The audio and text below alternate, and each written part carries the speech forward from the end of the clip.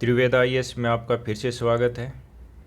Newspaper के इस discussion में हम आज जो महत्वपूर्ण आलेख और न्यूज़ हैं उनका विश्लेषण करेंगे। शुरुआत करते हैं हमारे फ्री मेंटोरशिप की। DS-17 1 अगस्त के लिए आपके टारगेट रहेंगे GS-4 के लिए सरकारी और निजी संस्थाओं में नैतिक चिंताएं और उनकी दुविधाएं। GS पेपर 2 में जो कि सिलेबस में दिया गया है कि जो महत्वपूर्ण कॉन्स्टिट्यूशनल पोस्ट हैं उनमें अपॉइंटमेंट को लेके उनकी पावर फंक्शन क्या है, रिस्पॉन्सिबिलिटी क्या है। इसके अलावा जो बहुत सारी कॉन्स्टिट्यूशनल बॉडी हैं उनके पावर फंक्शन और रिस्पॉन्सिबिलिटी क्या है। तो इसके अंतर्गत आज हम president of India, vice president of India, PM और काउंसिल ऑफ मिनिस्टर इनको देखेंगे। तो आज की जो महत्वपूर्ण पहली न्यूज़ है चुनाव आयोग। देखिए जो राज्यसभा है वहाँ पे 2 क्वेश्चन उठाए गए, एक संदिग्ध मतदाता को लेके, एक आधार मतदाता पहचान पत्र लिंकिंग को। तो पृष्ठभूमि की बात करें तो हाल ही में जो बिहार में स्पेशल इंटेंसिव रिवीजन चल रहा है, SIR चल रहा है, उसमें जो अवैध विदेशी नागरिकों के नाम पे जो मतदान पहचान है मतदाता सूची में जो शामिल हुए हैं उसको लेके विवाद चल रहा है। तो इसी को लेके जो राज्यसभा वहाँ पे 2 क्वेश्चन उठाए गए। तो पहला है कि संदिग्ध मतदाता। तो चुनाव आयोग का इसके संदर्भ में कहना है कि इसके लिए कोई वैधानिक श्रेणी अभी वर्तमान में नहीं है, यानी कि जो सस्पेंस है वोटर है उसके बारे में ऐसा कोई भी उल्लेख नहीं है, कोई एक्ट नहीं है जिसके अंतर्गत इसका कोई प्रावधान है। तो चुनाव आयोग कहता है कि जो RP है, जनप्रतिनिधि अधिनियम 1951, उसमें संदिग्ध मतदाता की पहचान की कोई श्रेणी नहीं है। दूसरा है कि आधार और मतदाता पहचान पत्र की लिंकिंग। तो इसके लिए भी कहा गया है कि इसको अभी आरंभ नहीं किया गया है, वर्तमान में ये केवल स्वैच्छिक प्रक्रिया है ना, इसको वैधानिक रूप से अनिवार्य नहीं बनाया गया है। तो जनप्रतिनिधि अधिनियम जो 1950 है उसमें 2021 में संशोधन किया गया था और चुनाव आयोग ने 1 अगस्त 2022 से इसको आधार संख्या को स्वैच्छिक रूप से एकत्र करना प्रारंभ किया था। तो ये प्रक्रिया एक स्वैच्छिक है और किसी भी मतदाता को आधार से जोड़ने के लिए दबाव नहीं डाला जा सकता। इसके बाद 18 मार्च 2025 को प्रेस विज्ञप्ति जारी की गई चुनाव आयोग के द्वारा कि हम जल्द ही आधार और जो मतदाता पहचान पत्र है उसको लिंकिंग करने की प्रक्रिया वो शुरू करेंगे। अगला है दल बदल से संबंधित। देखिए तेलंगाना विधानसभा है, वहाँ पे जो 10 विधायक थे उनको अयोग्य घोषित करने के संदर्भ में अभी विवाद चल रहा है। इसके मामले में सुप्रीम कोर्ट में वाद आया है। तो यहाँ पे स्पीकर की निष्क्रियता देखने को मिली है। तो देखिए इसकी पृष्ठभूमि की बात करते हैं तो तेलंगाना विधानसभा के चुनाव हुए थे 2023 में। तो चुनाव होने के बाद जो भारतीय राष्ट्रीय समिति थी उसके 10 विधायक कांग्रेस में शामिल हो गए थे।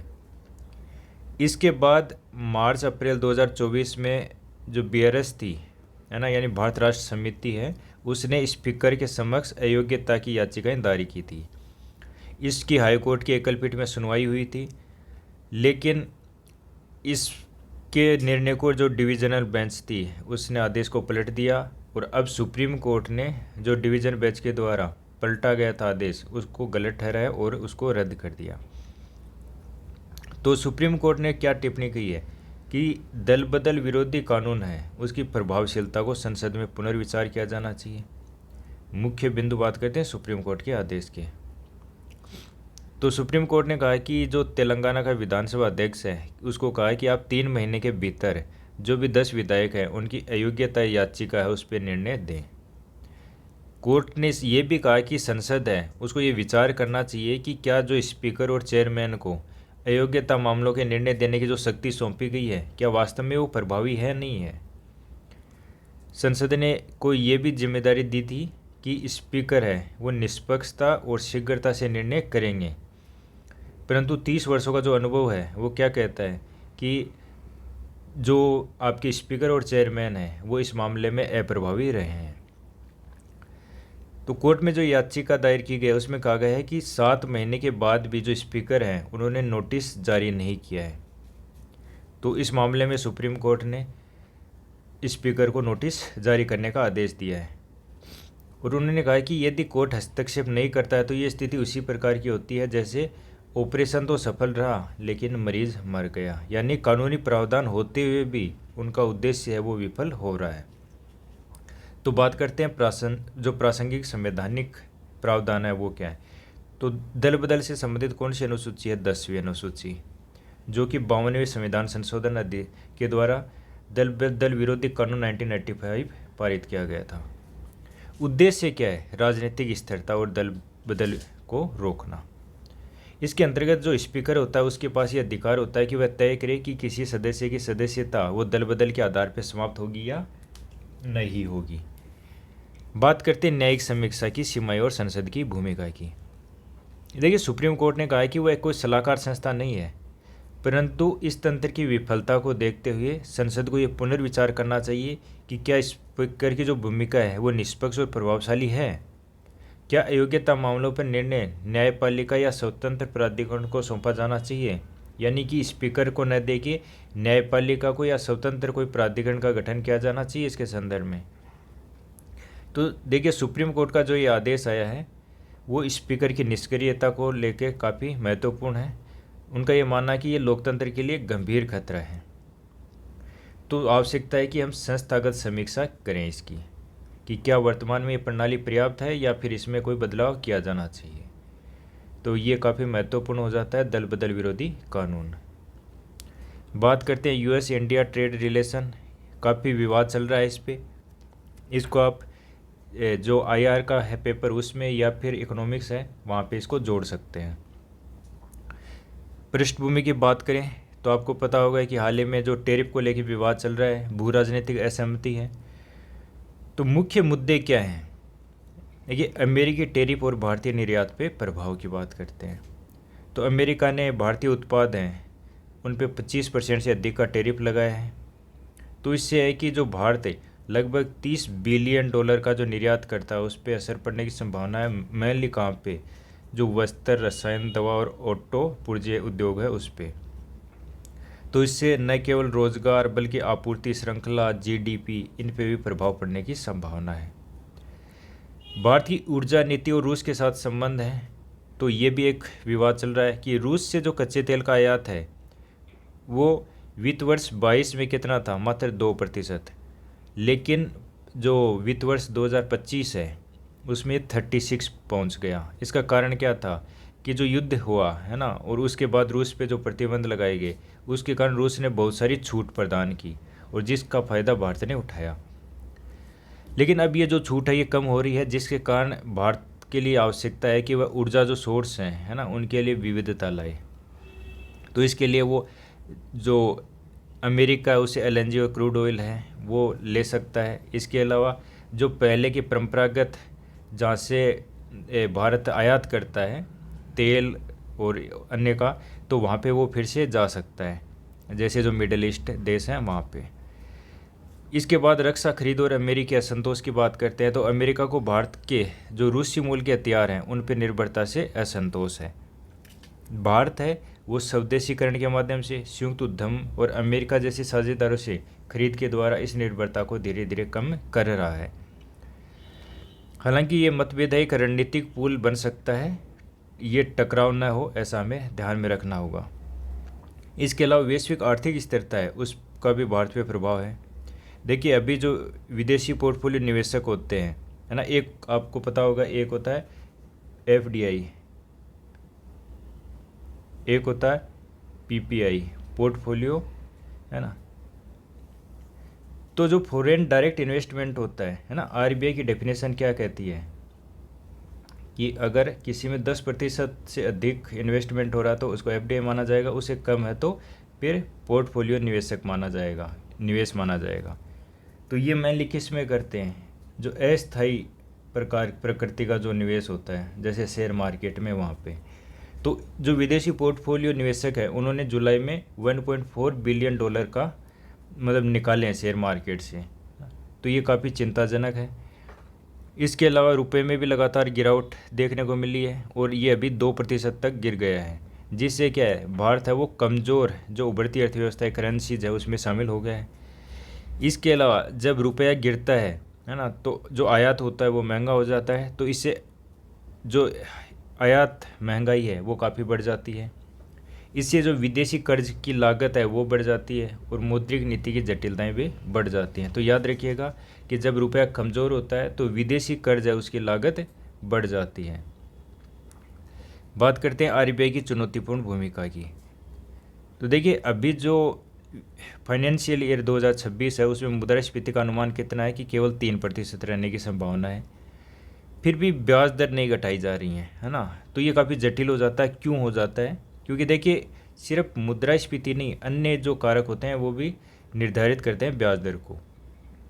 तो अभी जो वैश्विक ब्याज दरों का जो रुख है, पूंजी प्रवाह में अस्थिरता है, रुपये विनिमय दर है वो काफ़ी अस्थिर है, घरेलू विकास को संतुलित करना रखना, ये सब भी कारण हैं जो ब्याज दर को निर्धारित करेंगे।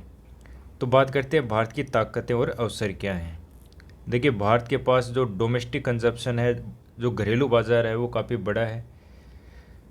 तो भारत की जो अर्थव्यवस्था है उसमें बाहरी मांग पर कम निर्भरता है। ये एक स्ट्रक्चरल कुशन प्रदान करता है भारत को। स्मार्ट कूटनीति की आवश्यकता। देखिए अमेरिका की जो टैरिफ है वो केवल भारत नहीं बल्कि यूरोपीय यूनियन, यूके, जापान, वियतनाम, है ना, जैसे सहयोगियों पर भी लागू होंगे।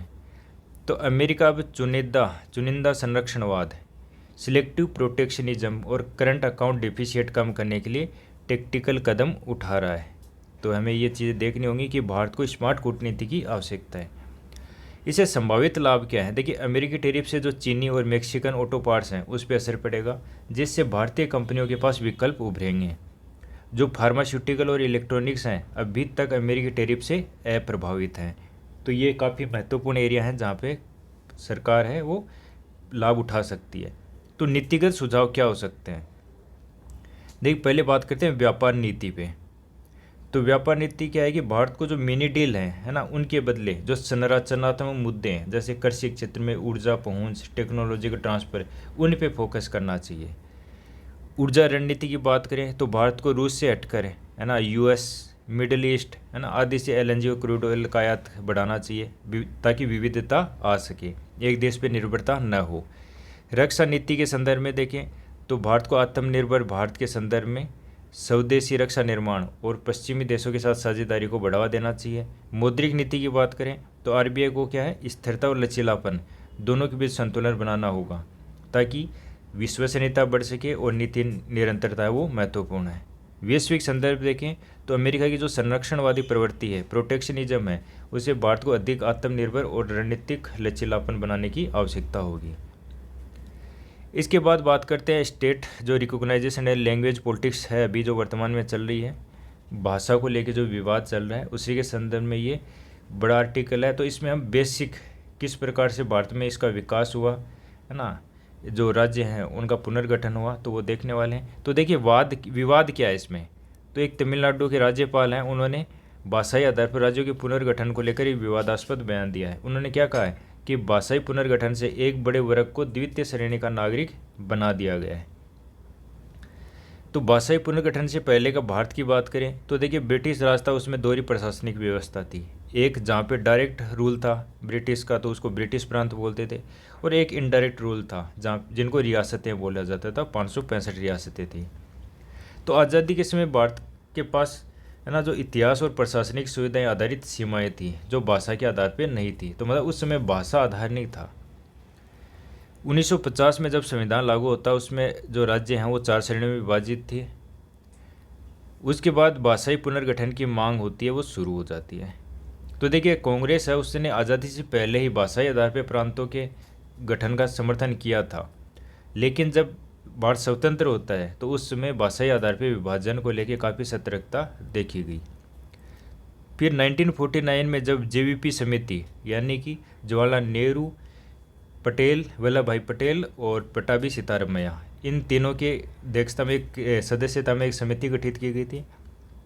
तो इसने कहा था कि जो भाषाई पुनर्गठन है वो विघटनकारी हो सकती है, विभाजनकारी हो सकती है, तो हमें इसको आधार नहीं बनाना चाहिए। फिर आपको पता है कि जो श्री रामुलु थे आंध्र प्रदेश के गठन के लिए, है ना, उन्होंने भाषाई आधार पे तेलुगु भाषी राज्य की मांग की थी। 58 दिन का इन्होंने आमरण अनशन किया था जिसके कारण इनकी मृत्यु हो गई थी। इसी के आधार पे भारत का पहला राज्य बना भाषाई आधार पे 1953 में आंध्र प्रदेश। फिर 1953 से 56 है वो राज्य पुनर्गठन आयोग, उसके अध्यक्ष थे फजल अली। इन्होंने रिपोर्ट दी 1955 में। तो इसी के आधार पर 1956 में 7वां संविधान संशोधन किया गया और राज्य पुनर्गठन अधिनियम पारित हुआ, जिसमें 14 राज्य और 6 केंद्र शासित प्रदेश बनाए गए।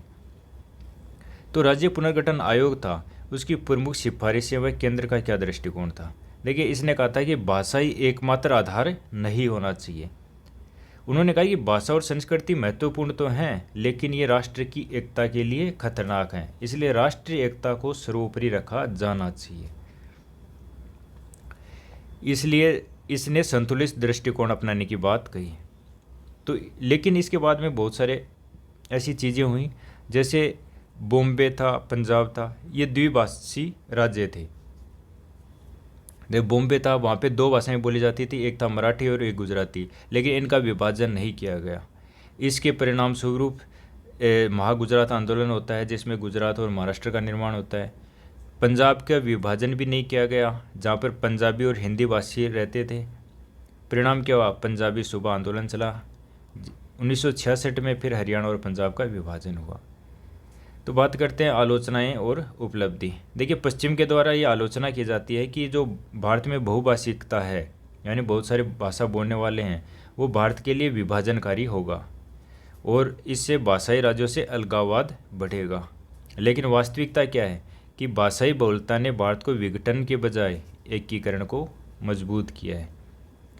जैसे पाकिस्तान में उर्दू थोपना, श्रीलंका में सिंहली थोपना, है ना, इसके कारण जो भाषाई तनाव हुआ, उसके कारण वहाँ पे गृह युद्ध और विभाजन देखने को मिला था। लेकिन भारत में ऐसा कुछ देखने को नहीं मिला, बल्कि भारत ने एकता का रास्ता चुना। इसी प्रकार जो सेकेंड ARC है 2008 में, उसने कहा कि भाषाई संघर्षों का समाधान स्वतंत्र भारत की एक महत्वपूर्ण उपलब्धि है और इसने प्रशासनिक एकता और कुशलता में भी काफ़ी महत्वपूर्ण योगदान दिया है। इसके बाद अगली न्यूज़ है हमारी सरोगेसी कानून। तो देखिए, सरोगेसी कानून है, उसमें आयु सीमा पे जो प्रतिबंध लगाए गए हैं, उसके आधार पे सुप्रीम कोर्ट में कुछ जोड़े हैं, उन्होंने याचिका दायर की है। उनका कहना है कि जो नया कानून जो 2021 में लागू हुआ था, है ना, तो इससे को क्या है कि पहले से लागू किया गया, यानी कि बैक डेट में जाके इसको लागू किया गया है, जिसके कारण वो अयोग्य हो गए। यानी इसमें जो आयु निर्धारित की गई है ना, उस आयु से वो उनकी उम्र ज़्यादा हो गई, किसके कारण, जो नया कानून लागू किया गया उसको पहले से लागू किया गया। तो मामला क्या है, तो सुप्रीम कोर्ट में एक याचिका दायर हुई, जिसमें सरोगेसी प्रक्रिया नए कानून 2021 लागू होने से पहले शुरू हुई थी, परंतु अब आयु सीमा के कारण वो अयोग्य हो गए। देखिए, याचिकाकर्ता है, उन्होंने क्या दलील दी कि उनकी प्रक्रिया तो 2019 में शुरू हो गई थी और फिर जो कोविड-19 आ गया, जिसके कारण उनकी देरी हो गई। अब सरकार द्वारा जो निर्धारित आयु है, किसके तहत, नए कानून के तहत, उसमें क्या है, पुरुष के लिए क्या है 26 से 55 वर्ष और महिला के लिए 23 से 50 वर्ष। इसके कारण वो इससे बाहर हो गए हैं, यानी इनकी आयु इससे ज़्यादा हो गई है, इसलिए उनको अयोग्य ठहरा दिया गया है। तो अभी इनसे जुड़े हुए कानून कौन से हैं, देखिए, एक है ART रेगुलेशन एक्ट 2021, एक है सरोगेसी एक्ट 2021। दोनों ही कानून जनवरी 2022 से प्रभावी हुए थे। तो इनमें प्रावधान क्या है, देखिए, सरोगेसी की प्रकृति, है ना, इसमें कहा गया है केवल जो अल्ट्रिस्टिक सरोगेसी है, यानी कि किसी भी प्रकार के पैसे का लेन देन नहीं होना चाहिए, यानी कि एक तरीके से व्यावसायिक जो सरोगेसी होती है उस पर प्रतिबंध लगाता है। इसमें आयु सीमा जो विवाहित दंपति है उनके लिए है कि महिला है वो 23 से 50 वर्ष हो और पुरुष 26 से 55 वर्ष हो। इसमें एकल महिला है ना, उसको सरोगेसी की अनुमति दी गई है, लेकिन केवल विधवा हो, तलाकशुदा हो और आयु है वो 35 से 45 वर्ष हो, उन्हीं को अलाउ है ये। अधिकार पत्र तो बांझपन का प्रमाण, अदालत से माता पिता बनने का आदेश और सरोगेट माँ के लिए बीमा, ये सब इसमें प्रावधान किए गए हैं। तो याचिकाकर्ताओं की दलील क्या है, देखिए, उनका कहना है कि जो ये एक्ट है ये पूर्वव्यापी प्रभाव से लागू किए गए, तो ये इस प्रकार से लागू करना अनुचित है, क्योंकि उनकी जो प्रक्रिया वो कानून लागू करने से पहले हो गई थी। तो ऐसे में उनको ट्रांजिशनल सेफगार्ड, यानी कि पहले से जो चीज़ें हैं ना वो चल रहे हैं, उनको एक निश्चित टाइम बीच में दिया जाना चाहिए। तो इसको बोलते हैं ग्रैंडफादर क्लॉज, तो वो उनको मिलना चाहिए। तो उनका कहना है कि ये संवैधानिक अधिकारों का उल्लंघन है। कौन से अधिकार? अनुच्छेद 14 और 21। 14 क्या कहता है? समानता का अधिकार। तो उनका कहना है कि आयु सीमा एक मनमाना वर्गीकरण है। और दूसरा अनुच्छेद 21 जो प्राण और देह स्वतंत्रता का अधिकार है, उसके अंतर्गत जो प्रजनन का अधिकार है उसको बाधित करता है। तो सरकार का क्या कहना है कि देखिए, जो हमने ये चीज़ें निर्धारित की हैं यानी आयु सीमा, वो हमने खुद नहीं की हैं, वो चिकित्सा विशेषज्ञों की सिफारिश पर आधारित हैं। प्राकृतिक जो जैविक सीमाएं हैं उनके अनुसार हैं। अगर अधिक आयु में गर्भधारण किया जाता है तो इससे जोखिम रहता है, बच्चों के स्वास्थ्य पर नकारात्मक प्रभाव पड़ता है और दीर्घकालिक पालन पोषण की जो चिंताएं हैं वो उभर के आती हैं। लेकिन कोर्ट क्या कहता है इसमें कि भाई जोड़े जोखिम उठाने को जब तैयार हैं तो उन्हें रोका क्यों जाए? कानून का उद्देश्य क्या है? ये व्यावसायिक सरोगेसी को रोकना, न कि व्यक्तिगत सरोगेसी, है ना। अगर कोई माता पिता गंभीर रूप से इच्छुक हैं तो इनको इसकी अनुमति दी जानी चाहिए। तो आज का हमारा डिस्कशन यहीं ख़त्म होता है। Thank you.